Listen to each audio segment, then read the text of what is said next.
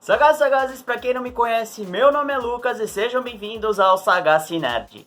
Eventos criados na ficção dos quadrinhos e de diversos filmes da cultura pop são adaptações de eventos que aconteceram na nossa realidade. Ou seja, é uma ficção com pitadas de realidade. O desenhista Julio Pfeiffer, certa vez ele estava numa reunião da indústria dos quadrinhos e disse o seguinte: os quadrinhos na verdade são uma fantasia com fundamento cinicamente realista. Às vezes é complicado de entender determinado evento que acontece no filme, na série, nos quadrinhos, nos animes, em qualquer lugar. Primeiro, porque você precisa entender o evento que está se retratando, e segundo, porque você tem que identificar as causas do evento. Foi aí que eu decidi elaborar um vídeo explicando para você a relação entre a Guerra Civil norte-americana e a Guerra Civil da Marvel. O vídeo ficou muito interessante, então segura aí e vamos assistir comigo.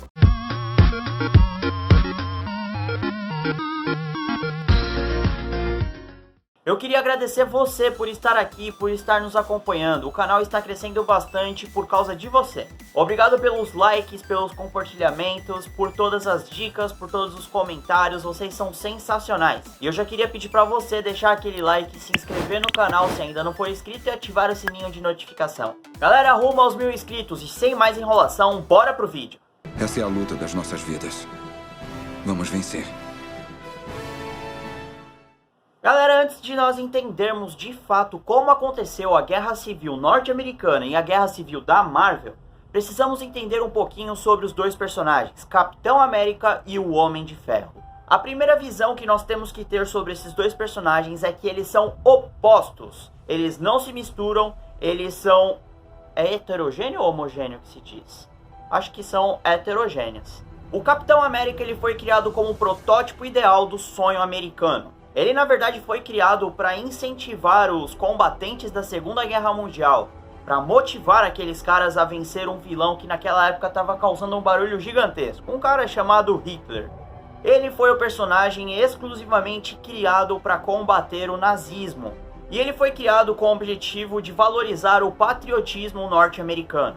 Começamos pelo fato de Steve Rogers ser filho de imigrantes, onde os Estados Unidos ele foi criado totalmente por imigrantes. Ele era um jovem urbano, sonhador e idealista, que visava a qualquer custo libertar os oprimidos dos opressores, deixando-se até mesmo sofrer para atingir esse objetivo. Quem não lembra dele lá naquela câmara onde ele ficou todo magrinho e depois saiu todo musculoso?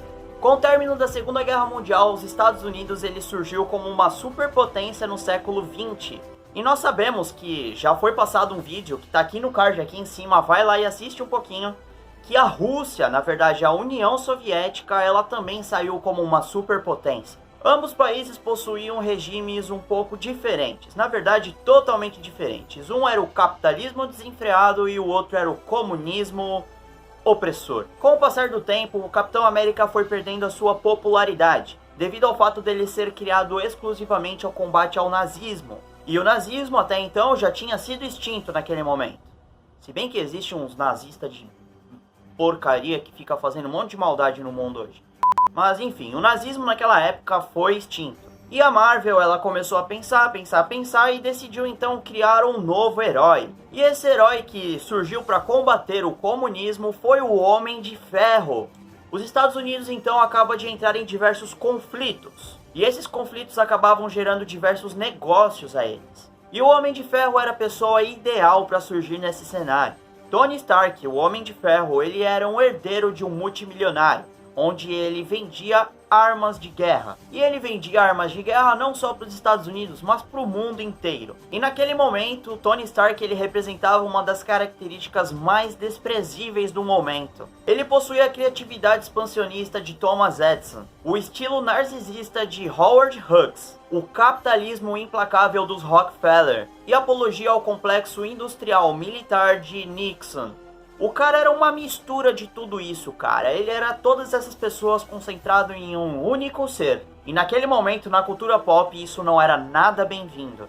E daí nós podemos concluir que ele era totalmente diferente do Capitão América. Ele só pensava nele e tudo que ele fazia era para beneficiá-lo de alguma forma. Agora que nós entendemos um pouquinho sobre esses dois personagens, que um representava o conservadorismo e o outro o liberalismo, Quando eu digo liberalismo, é o liberalismo norte-americano, beleza? Precisamos entender agora como que ocorreu a guerra, na verdade, as duas guerras. No século XVIII, os Estados Unidos acabam de conquistar a sua independência, lutando contra os seus colonizadores. Se você não assistiu o filme chamado O Patriota, assiste, é muito legal e explica muito sobre esse evento. Desde então, os Estados Unidos passou a ser considerado um modelo de organização, e ele foi o primeiro país no Ocidente a ser de fato democrático e livre. Um século se passou desde a sua independência, e as dúvidas incessantes sobre a sua tal liberdade passou a surgir do nada. Dúvidas como: se somos livres, por que ainda existe a escravatura? Como que uma grande nação se tornaria grande fazendo de seus próprios filhos escravos?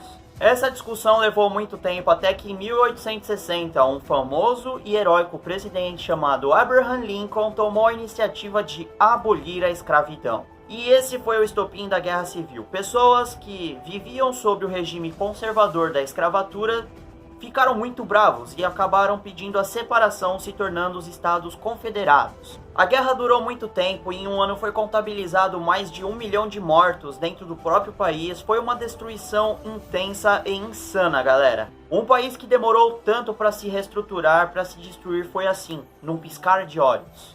O símbolo final da Guerra Civil norte-americana foi com o assassinato do presidente Abraham Lincoln.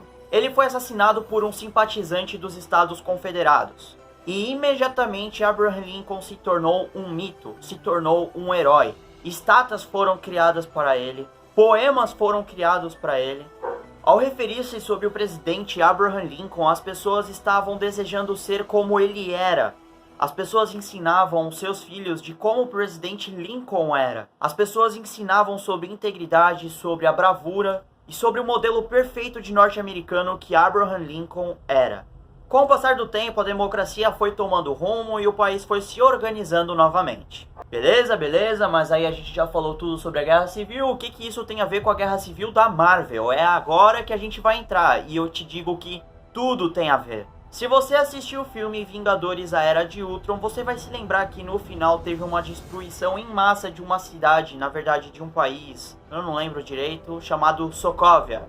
Depois dessa destruição total, onde muitos mortos foram contabilizados, o mundo ficou pensando até que ponto os heróis poderiam fazer o que eles faziam sem ser punidos por aquilo.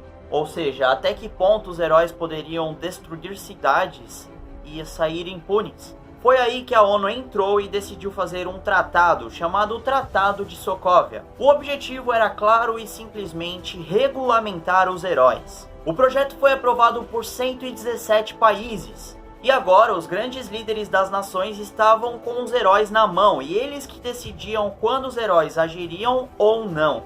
E aí fica a questão sobre ética e moral. Até que ponto limitar a liberdade de um indivíduo é real e positiva? Steve Rogers, de cara, ele fica bolado, porque ele queria que os heróis fossem autônomos. Lembra no começo do vídeo que eu expliquei? Ele é a personificação perfeita do senso de justiça. E logo de cara ele é contra totalmente ao Tratado de Sokovia. Galera, ele é um conservador. Se assinarmos, estaremos cedendo nosso direito de escolher. E se esse painel nos mandar para algum lugar que não queremos ir? E se algum lugar precisar de nós e não permitirem? O Homem de Ferro ele fica bolado e porque ele é simplesmente a personificação do senso de direito. Ele se depara com a experiência de uma mãe que perdeu seu filho em Sokovia. Ele fica muito perturbado por isso. E ele acaba reconhecendo culpa até mesmo na criação de Ultron. Ele fica tão perturbado e com um senso de direito tão grande que ele dá legitimidade ao Tratado de Sokovia. Temos que ser controlados. Do jeito que for, eu estou pronto. Se não aceitamos limitações, somos desgarrados. Não somos melhores do que os vilões.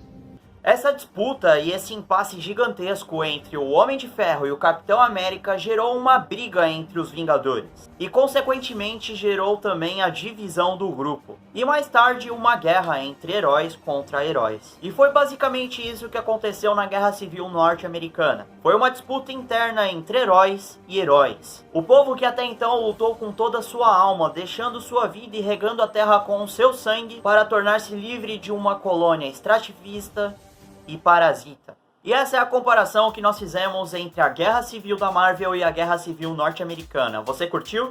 Se você conhece mais alguma referência da cultura pop, deixa aqui nos comentários que a gente vai fazer um vídeo com certeza, beleza? Muito obrigado por nos assistir, muito obrigado por nos acompanhar, vocês são demais. E eu queria só relembrar você de deixar aquele like e se inscrever no canal se ainda não for inscrito e ativar o sininho de notificação. Muito obrigado, rumo aos 1000 inscritos e essa semana ainda tem mais. Fui!